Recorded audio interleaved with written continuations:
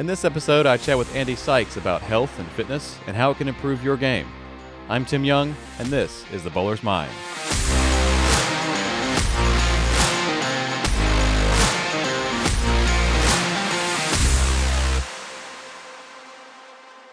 Hey, Andy, welcome to the show, and thank you for being here. Thanks, Tim, for having me. I appreciate it and excited to chat. So you're the owner of Amplified Training. Could you tell me a little bit about how you started the business, why you started it, all that good stuff? Yeah, I mean, that's a long story. It's come about through the journey I've basically had since childhood through bowling and through Wichita State, coming out of the States, and each opportunity kind of led to the next. And, I kind of wanted to continue that journey. So how to do it was really my thought process. And I was successful at certain things, and I kind of leveraged what I was good at and continued to move forward with those things, which was training, understanding of science, my workouts and my training background over the last 16 years, and moving that to more and more teams and credibility. So a business kind of came out of that. And at first it was just requests, and then it was like, oh wow, I could really do this. So right. It just continued to grow, and it hasn't stopped. It's been really, really successful, and I've been fortunate to continue that momentum going forward. I know you guys also have an app, so people don't have to necessarily be in Kansas in order to work with you. How does that all work? Yeah, so when I created Amplify, I wanted to do something a little different. A lot of gyms in general, they work on a membership basis. You buy a membership, and they hope you don't show up so that they can take the money and not have to basically do the maintenance and cleaning. Right. I wanted to go a different route. I'd been in that kind of industry. I'd been a director at Wichita State for the last 5 years, and I'd seen how you operate a facility, and it just didn't seem like what I wanted to put my name behind. I wanted to help people, and when I train people, I want them to be able to be self-sufficient, to be able to do this on their own, and have the knowledge and understanding of what they're doing and why they're doing it. And the best way I could do that is education. So continuing kind of what I've done at the university, but then supplying them with resources. And so I had to look at ways that maybe I could communicate well from distance. Obviously, I'm from England, and I've got people back home that want me to help them. Right. I'm working with Team England, and how can I send an exercise? You can talk, you can say the name, but there's 1,000 names for the same movement nowadays. And no one owns an exercise. So I started creating video content, and I use YouTube a little bit. But I wanted a platform that I could push out to people and say, okay, here it is. This is your account, and here's the exercises that I recommended based on what we've done. And so I bought into a software, and basically it's a shell, and you just start loading. I got thousands of videos, different exercises.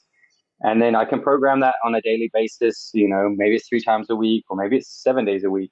It can be strength training, resistance training. It could be flexibility. It could be just go for a walk. I want to know your steps for the day. Right. And just depending on the skill level or the fitness level of the client, we program exactly to their needs, and we send it through our app. And it's been successful. I mean, we have subscribers that you can, monthly pay for that, or it could be like a 1 month at a time, just a one-off thing. So that's what I did, and hopefully that will teach them how to be successful on their own. And then it's just an accountability thing. So a lot of training is accountability. Show up, and if you put money to committing to that, you're not Right. going to want to waste your money. So you end up showing up. So it's just to help them be successful, and that's really what I want out of it as well. So. I think I love the part you mentioned about training your clients to be self-sufficient. I feel like so many gyms they want you to keep coming to them, and they just feed you little bits at a time, or just tell you, hey, we're going to do this today, and then you kind of do the work, but you don't know why you're doing the work. And it amazes me sometimes how disconnected people seem to be from wanting to understand their own body and how it can be healthy and the diet they eat and that kind of stuff. 100%. That's the business model again. It's like they don't want you to be self-sufficient. If I fix you, and fix is probably not the right word, but if I give you the resources to be helpful and you go away, that's not a great business model because I'm not going to get recurring income. And so, in terms of capitalism in America, it's just not what happens. Right. But I want a different perspective. I want to be different, and I want my my reputation and my brand to have a different perspective and a different reputation in the community. And being in the bowling community, we're breaking norms already by being fitness people, right? So it's not meant the the current reputation of bowling is you can drink beer. Used to be smoke cigarettes inside the facility. Right. And drink beer, and we still have that. Be out of shape, and you can do anything as long as you practice a bit. And that goes so far. There are really good bowlers that aren't physically healthy. But I think as we move forward and we get deeper into bowling in the next couple of decades, we're going to increase and heighten the performance level, continue to do that. And I think you will need to have more strength. You will need to have like a really fine-tuned physical game to be one of the best. And I want to be on the forefront helping the industry do that. And I'm in conversations with different teams and different manufacturers to try and make that a thing. And really, I think we knew at Wichita State when I was in the program, we got one speaker in over the time that was kind of into that, but it kind of died off, and there isn't much in the industry of fitness and the education behind the biomechanics in bowling. And so I'm really trying to push that. I'm trying to be at the forefront of that and help people change this game into a real sport. And that's the way I see it as a sport. I say game, it's kind of the language that's used, but we are trying to push it into that direction and do what we can to elevate it. You've got some bowlers like Parker Bone and Norm Duke who are just, their longevity is amazing at their age. They're still performing at a high level. And they're not really that old, but they're still performing at a high level. Do you think that as the game transitions more into this power game, the higher rev rate and the two-handers and stuff, they're using a lot of lower back and a lot of body angles to create the power they do. Do you think that's going to hurt their longevity, or can that be counteracted with things like what you're offering where the strength training can kind of help counteract what they're doing to their body to create that rev rate? Right. Yeah, you're on the money there. I think the game was very different to what it was today. It was more of the stroker style. And they have a lot less tension, a lot less torque on their joints. And they're able to have longevity with it and have a long career. And those that have power that started to create this, they started to see wrist issues and elbow issues and potentially shoulder and even knee if they don't slide enough and transfer force. And yeah, I think the only way that we can have longevity in a huge power game is by getting it right in the training side. The stuff that you do outside of the lanes to make your body ready for those stresses will enable you to do that day in, day out without getting injured. I think that's the big thing is bowling shouldn't be physically stressful for you.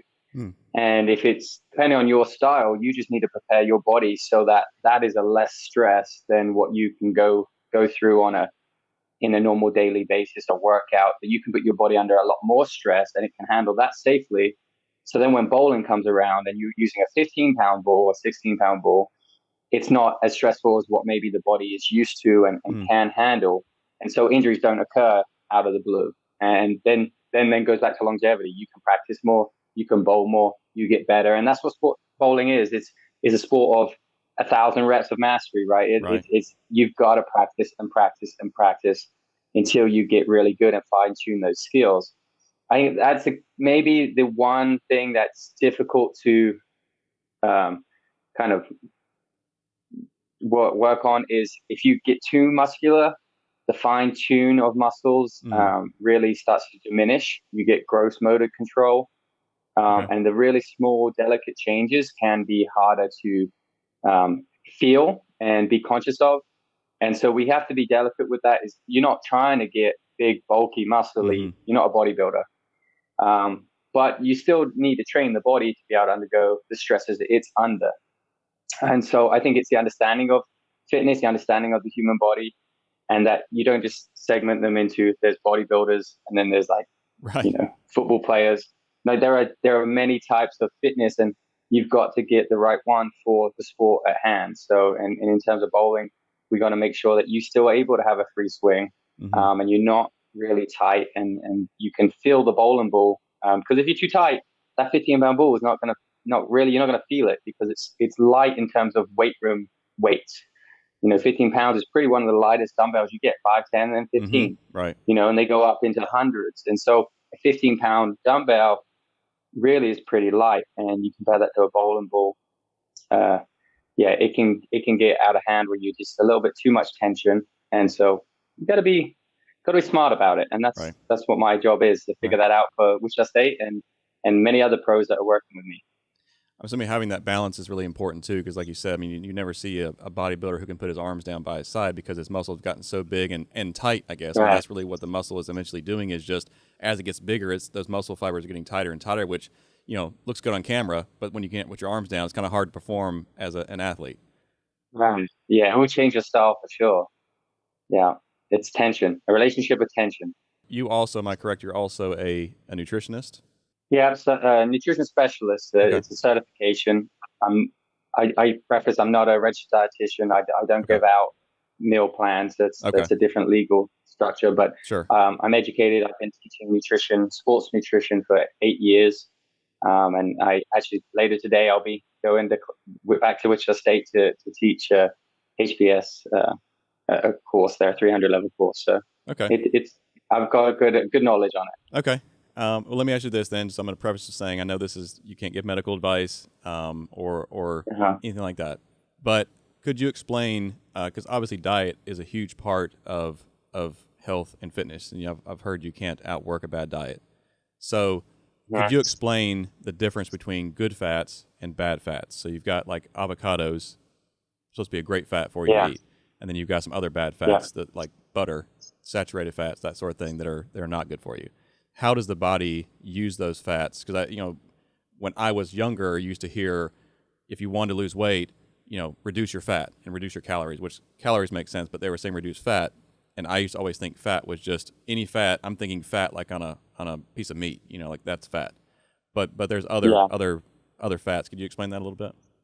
Yeah. And you're right. When you talk about weight change, it is calories that is the main thing, and most people have heard of it, the energy balance, energy in, energy out, and that does govern the weight that you hold. When you discuss fats, they're typically categorized into a couple groups. You've got saturated fat, which is what you should think of is a solid fat. When you think about beef, you buy it in the percentage of fat, and that's a saturated fat. And then you've got other fats that become less saturated, and it's to do with the molecule structure, the amount of hydrogens that go around the carbon skeleton of that Hmm. that molecule. And if they have a break in the hydrogens, it's known as an unsaturated. Not all carbons have hydrogens around them, Okay. and that's an unsaturated fat. And typically, the body is able to metabolize that easier. And then you have polyunsaturated, which is multiple carbons not having hydrogens. And again, it just is easy to break down. And so these are getting to more your oils. And typically, liquid fats or oils are easier to break down and more recommended than a solid type fat, butter, lard, things like that. That it just take longer time to break down and your body to metabolize. There's still an argument out there, and a lot of confusion on what is best and Okay. for who. Because again, I think money has a huge role to play here with capitalism, and you've got cereals and carbohydrate and sugar companies that are trying to push their agenda, and then you've got the opposite trying to push another agenda. What I would say is moderation is key. I don't think you need to abstain from fat at all. You need fat. It is absolutely essential to life. You can't produce hormones without fat. You can't Mm. absorb vitamins. You have fat soluble vitamins A, D, E, and K. You can't absorb those. And vitamin D is probably one of the most important vitamins, and more information is coming out on that, how we even consider it more of a hormone now, and that we get so little of it, and it leads to depression. It's got a role in heart and brain health. Mm. And so you can't not eat fat. So don't abstain from it, but don't go crazy and eat too much too. Right. having a general understanding again, and that's what I try to do is just educate about this and say, moderation's key, and eating a healthy mixed diet that has some fat in it. Probably you want to push towards the unsaturated liquid sources of fat. Okay. But you can't eat beef without getting saturated fat. So right. it's not like you don't eat any. It's just don't make that be the main source of fat in your diet. Okay. So when you say liquid fats, are you referring to like the olive oils, avocado oils, that kind of thing that are considered healthy fats? They're healthier. Yep, definitely. And again, it's the way we oxidize and we break down fat for use of energy. That's the reason we eat anything is for energy. And we have oxidation process through the energy systems in the human body that are able to break that down. And it's an easier system to basically go through with the unsaturated fats or polyunsaturated. Is one rule to follow about fats is that if at room temperature it becomes solid, it's probably not good for you? Yeah, that's kind of where it's at. But there's arguments to that again. Is like saturated fats what we've eaten for millennia, and the oils are more of a modern thing. And so, how does it work with evolution? And it brings up more questions than it does answers when you start talking about all this. Okay. Again, I think if you eat too much of it, regardless if it's saturated or unsaturated, you're going to gain weight. You're going to have a higher body fat percentage. And I think the number one thing is to have a moderate amount. You should be roughly around 20 to 30% of your diet should come in as fat. Okay. Those, again, how do I know that? You've got to then go into counting calories and breaking food down. But and that goes back to education and resources that are available for that. But I think in order to combat whether you're eating it or not is how active are you? Mm. You're not burning it off unless you're using your body. Right. You're not. How many calories are you burning? So I think there's a balance there of don't just worry about the intake. The other side of the equation is the expenditure. And if you can be active and you can move daily, with the recommendations 10,000 steps a day. How many of us do that? And if you Not very do many. that, I don't think you need to worry so much. Yeah, I don't think you need to worry so much about the fat. And I think we overcomplicate things. I think if we simplify it, I think is the key. Eat a moderate amount. Don't overeat it. And maybe some people need help to know what that amount is. So we can have those conversations, and that's why we have nutrition specialists and dietitians. But then it's, okay, are you moving? Okay, before you get too in depth into one side, just look at the simple aspect of both sides. Is like, okay, energy in, yeah, we're eating some food. So are we energy out? Are we moving? Or are we sedentary? And if you're sedentary, then before you go in and say it's because of this, of eating this, different types of stuff, you're not balanced yet. Okay. Until you do some of the other side, don't try to make excuses or find avenues to say, oh, it doesn't work because I'm not eating the right stuff. It's like, well, you're not even trying to move enough to, even if it was right that side, it's not right this side, so with the energy in, energy out. So. And I suppose to some degree you can get away a little bit with not as healthy of a diet if you're doing the work in the weight room and exercising. You can have the hamburger or the pizza sometimes. Absolutely. I know plenty of people that don't eat healthy, and they look great and they wouldn't know. Then you go, okay, look, what's going on inside the body, how the organs, what's the blood biomarkers, and you can look at that stuff and dive deeper. It's a bit of a more complicated conversation. But I think I would prefer to have that conversation if they're already exercising and they're already fit and healthy, because then we're on the right path at that point. It's first do that before we really start finding issues in the intake. Let's get the expenditure right and make sure you're moving, and then we'll address other things too. So okay, that's the starting point. One more food question. I personally love eggs, but obviously when you look at the nutritional facts on an egg, it has a tremendous amount of cholesterol in the yolk. That's right. Is that cholesterol, and this is something a dietitian, so maybe they're correct, and I'd love your opinion on it, is that through food, the cholesterol the body gets from food, it doesn't necessarily use that in your blood as much as like saturated fats can clog arteries, that sort of thing. So is eating an egg, are there different types of cholesterol that where eating an egg is actually healthy, where if you were to eat something else, maybe that's not as good for you? Yeah, so cholesterol is it's small amount produced in our own body anyway. But we eat that egg yolk has a high amount of cholesterol. But what cholesterol is really important for is producing our sex hormones. So testosterone and estrogen, both for male and female. without that, you don't have testosterone. Hmm. And so when you lose cholesterol, and it's a sterol, so cholesterol, um, we have a few different types, but they have important roles in the body.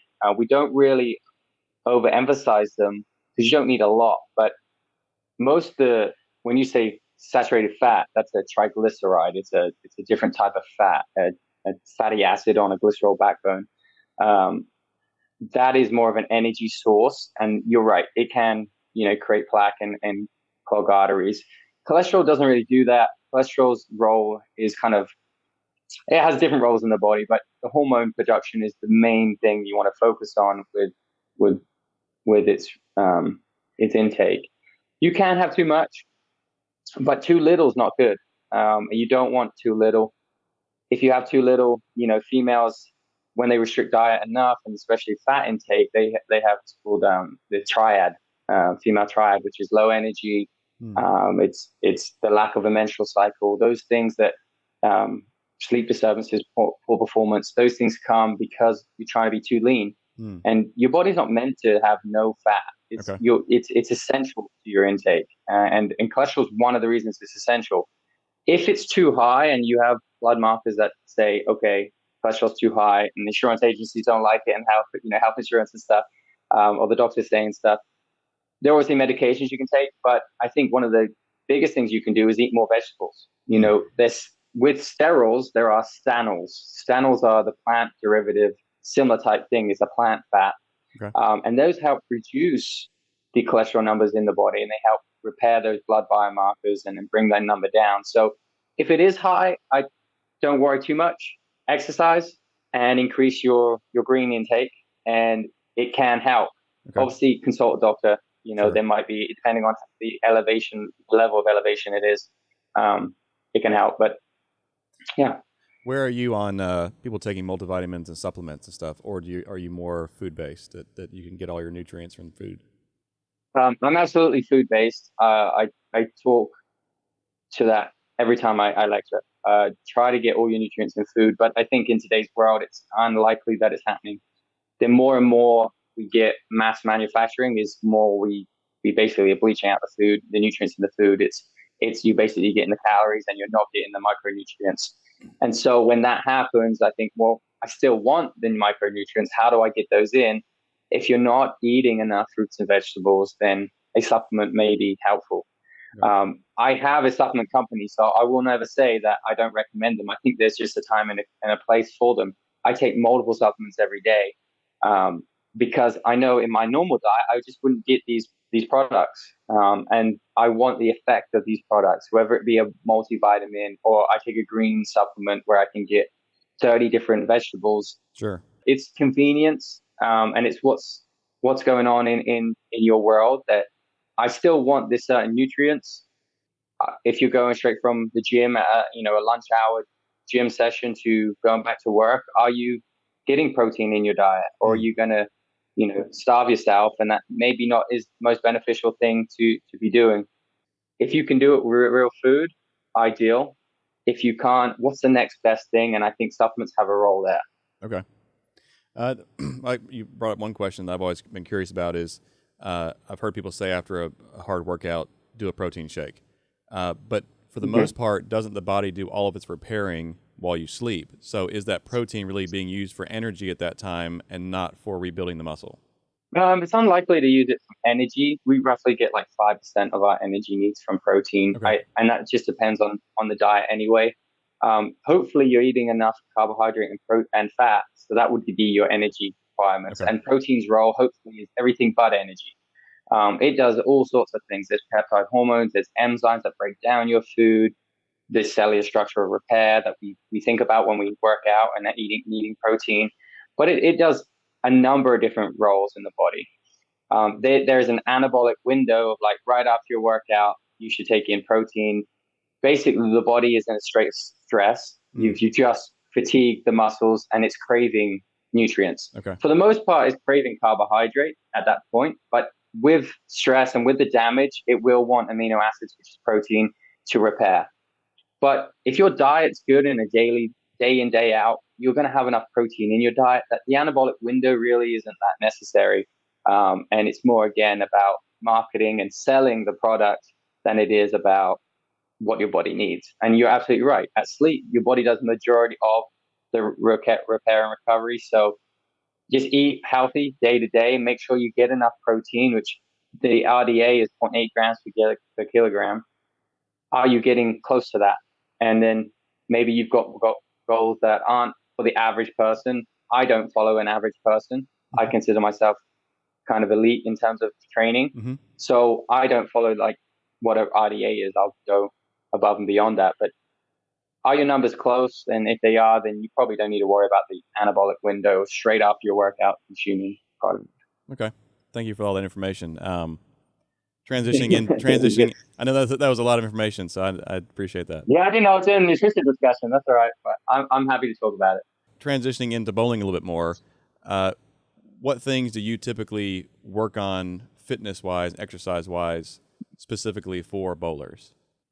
Big part is injury prevention because, again, the best bowlers are not 18 years old. They're 30, 40 years old. And so it's being able to make them be able to practice and get lots and lots of reps in without injury.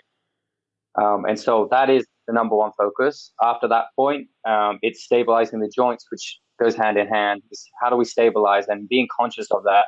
I think what we do is way more than just physical training. We teach the mind a lot as we train. I reiterate that with many of my clients. Is like we are doing way more than physical training in here. You know, we're going under discomfort. We're getting used to being resilient of this stress. We're putting you through a stressful situation that you have to have fortitude to get through. And then so when stressful situations come up in life, it's not that bad because you were under, some heavy weight earlier and you really tried hard and you got through it. Nothing's going to be hopefully as hard as that throughout the rest of the day. So there's that. I think stabilizing joints, you have a mobility and stability kinetic chain in the body where they like the ankle at the base of the body is really trying to create mobility, and the toes are stable joints, so they're trying to create stability. The ankle is really movable and it's trying to create mobility. The knee is stable, the hip is mobile, and it goes through the whole body. And is that happening in this person? Is maybe the hip really tight and it doesn't have mobility and therefore it's transferring force elsewhere. And that's very common that it will translate either up or downstream and you get a knee injury or a low back injury. And so it's understanding what biomechanically the human body should be doing and how it's generating forces, how it's absorbing forces, and then making sure that it is doing that. And for each person, that can be a little bit different, especially with the new style of two-handed bowlers. They have a lot more hip hinge than a one-handed bowler. They have a lot more rotation than a one-handed bowler. So how is their body producing that movement? And is it efficient, or is there maybe a lag in force and now they're feeling it somewhere in their body? So we go through making sure that they move correctly first, and then we strengthen things that we believe should be stronger if they need to be, and maybe more mobile. Today, for example, with the Wichita State bowling team, we spent an hour on mobility. Wow. We're just trying to get the body to be correct in its function. And that way that there is less tension and hopefully less pain, and they can bowl a lot more freer and then hopefully more repetitively and better. So what part of fitness and weight training do you think is mental? A lot of it. I think it's very small amount is physical. It's showing up every day. I mean, just like bowling or any sport, if you want to be elite level, you got to do it every day. And I think fitness, again, I said this at the very beginning of the podcast, is what they're paying me for a lot of times is the accountability, is to show up, and I'll be there knowing I've got you on the schedule. I'm expecting you, and potentially we always, pay in advance. Is that they don't want to waste their money. Right. They commit that money and they commit that time, and they'll show up. And if they show up, it works. That's the key, is showing up. With fitness, I mean, I think it teaches you so much about yourself. If you know someone that's really fit, you know that they have a good routine. They've got it. that they have determination, that they have grit. And grit is like the number one thing for success in all sports. And all successful people. It doesn't even have to be a sport, but if you look at the most elite successful people, they've all gone through something that's been hard, and they've learned from that experience to be resilient and overcome it. Mm-hmm. And then they apply that mentality to all things in their life and realize that with a little bit of push, you're probably pushing way more than anyone else. And I think what the weight room does teach you is it's okay to be in stress. It's okay to be uncomfortable, because a lot of people don't want to be uncomfortable anymore. Mm-hmm. It's okay to be uncomfortable. It's okay. And you'll get through it. But when you do, you'll be even better because of it. And the choice, the voluntary choice to go under discomfort and to get through that, I think does wonders for mentality, your mental game, fighting depression, and all sorts of other factors that, a neuroscientist really should talk to you about, not me. But there's so much that goes into putting yourself voluntary under some sort of stress and recovering from that stress is amazing. So do that more. That's how, why the sauna works, why the ice bath works. It's less about what the actual experience is doing, but more about the mental mind of putting yourself in that discomfort. And when you want to get out is when you've got to hold on just a little bit more, because that's what creates the change. It's that discomfort that creates the change. No matter what you do, if you stretch, you have to go to discomfort to get more flexibility. When you strength train, you have to go to a little discomfort to get stronger. When you diet and you want to lose weight and it struggles for you, you've got to be hungry and be in discomfort for you to lose weight. And if you are the opposite and you struggle to gain weight, you have to eat until you're full and you're uncomfortable to gain weight. Right. It's always that. And that's where the body has adaptation. And so the more you can get them used to that, the easier life becomes, because that's the role of the human body and how the body adapts. And so if we make that a daily thing, it's very normal, and change isn't so hard, because I think that's a big thing too, is change is difficult for people. And we can make it a little bit easier, at least. I definitely want to try the ice bath at some point. I haven't quite gotten there, but right now I'm just trying to do the 30 seconds of cold water at the end of my shower, and starting there just to get comfortable with that, and then maybe try the ice bath. So that's a start. I mean, that's absolutely fine. It works. And you will feel better because of it. It's like I said, it's less physical, it's more mental. Who's in charge? Is your body in charge, or are you in charge? And I think you've got to remind yourself that every now and again. This concludes part 1 of my conversation with Andy. Stay tuned for part 2, but in the meantime, share this episode with a friend, and don't forget to subscribe. We'll see you next time on The Bowler's Mind.